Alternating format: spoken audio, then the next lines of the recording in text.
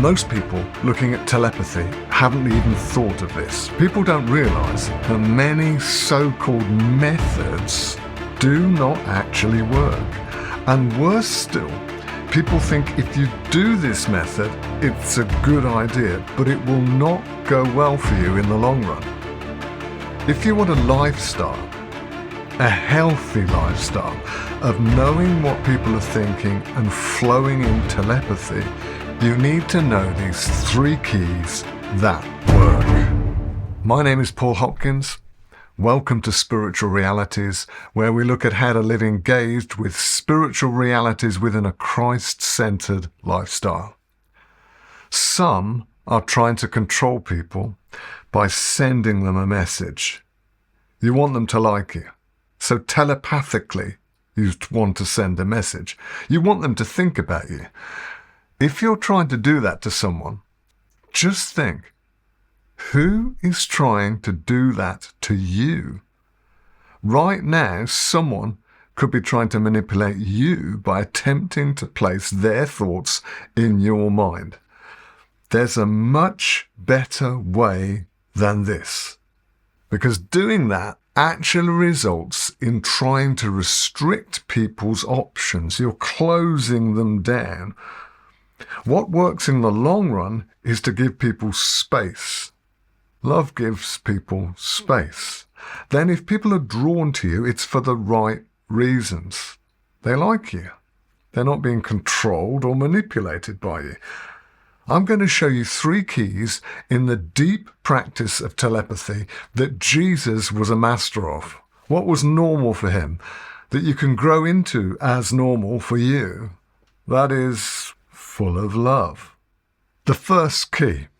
If this isn't clear, like water, you cannot help people.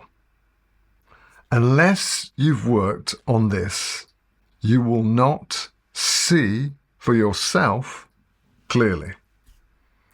If you've not grown in this, without realizing it, you will be using your telepathic strength to shape other people's thinking according to your desires, and that will not work out well for you in the long run. You will even be vulnerable to someone doing it back to you. This is a clear core of your being that we need to be growing in, what we call the heart. Because out of your core, your heart, comes the central drive of our lives, our motivations, desires, fears, hatreds. These rise up from within us and govern our lives. These drives and motives cannot be summed up in words or even thoughts. They shape those words and thoughts, but they're deeper than that. Jesus knew what was in people's hearts. So it is possible to know what is in people's inner core, what is rising up within them. And the first key is within your own heart. Unless you have what we might call a soft heart, you will not see others' hearts clearly. You will project onto them what is in your heart. You will see their hearts through the lens of your own heart. Your heart needs to be more and more clear to see people's hearts correctly. And that's a heart that is not trying to manipulate people, not trying to demonstrate your power, not trying to succeed at the expense of others. We might call it a soft heart of love.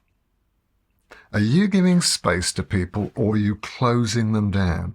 Are you wanting to see people walk in the fullness of themselves, or are you wanting to diminish them?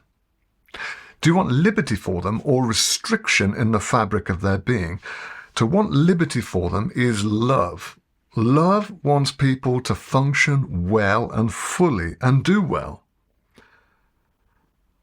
A motive of hatred will just come back on you. A motive of control will just come back on you.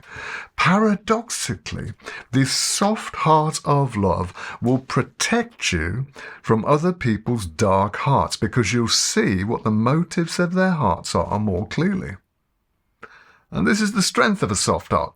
A soft heart can embrace someone else's heart and feel it without condemning them, judging them, speaking badly of them. You put someone into your heart and you now are energetically close to them. A soft heart expands to allow others to be available to it. But we sometimes think we have a softer heart than we really do. We'll come back to that. That's one part. But it's not enough. The second key is here in the words of Jesus. Jesus, knowing their thoughts, said, "Why do you think evil in your hearts?" Up from the heart rises calculating thoughts that reveal and enable the drive within your heart. You calculate how to do what you desire. You calculate how to avoid your fear. This is important for you to see the full expression of someone's heart. Not only their heart, but you have to tune into their thoughts. The heart is like a flow. The thoughts are rapid snapshots, calculations that sit on top of the flow of someone's heart. You picture what you want to do. You scheme what you want to do, and it's all happening rapidly. If someone else is in your heart, your soft heart, you're wishing well on them, then you can catch the thoughts that are rising from their hearts in your thoughts. You will glimpse their thoughts, glimpses of their calculations. The fear calculations someone has, or the hope calculations someone has in their mind. They will come to you as flash images, thoughts, words. You just have to learn to catch them. Your thoughts will echo and see what their thoughts are doing. Again, if your heart is not clear, you will find it hard to separate their thoughts from your thoughts and know whose is whose. So when it's happening, we need to learn to catch the thoughts. We'll come back to that too. But this is still not enough. We need the third key. Have you ever felt someone knew you? It's like they've walked their life alongside yours. And although they might not have experienced what you have exactly, you feel they've been on a similar journey, like they're kindred spirits. Here's the third key. But Jesus knowing their thoughts. This knowing is more than a knowing about. It's a seeing, almost in a way that you taste the experience of the other, such that you can express that deep feeling within someone with your own words, your own tone, your own body language. It links to your own experience. You've captured the energy or the spirit of their heart, and you know it. When you've tuned into someone's heart, they are within your heart. You then catch glimpses of their calculation thinking, their fears, their hopes. And now you step into a momentary, fleeting journey with them that means you can say to some measure that you know them. It's like momentarily you're connected to them, heart and thought. Now you can speak from that, and they will realize that you know them. I said I would come back to softness of heart and catching thoughts. Here's a bonus. The extra key. Jesus said, "It's good that I go away, that the Spirit will come, and the Spirit will teach you." Just as Christ relied on the Spirit, he said the Spirit has been sent to teach you about your own heart, about others' hearts, about how you work, about how to hear thoughts, how to know people, how to love.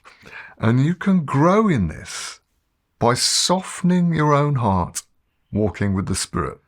If you're wanting to learn to trust in the Spirit of Christ and you want to grow in these things with the Spirit's help, why not join us in a growing community of hungry to learn people? Link below. Knowing these things is not enough. We need to know how to soften our hearts. We need to practice these things. We need to learn from one another. See you in that community or in the next video.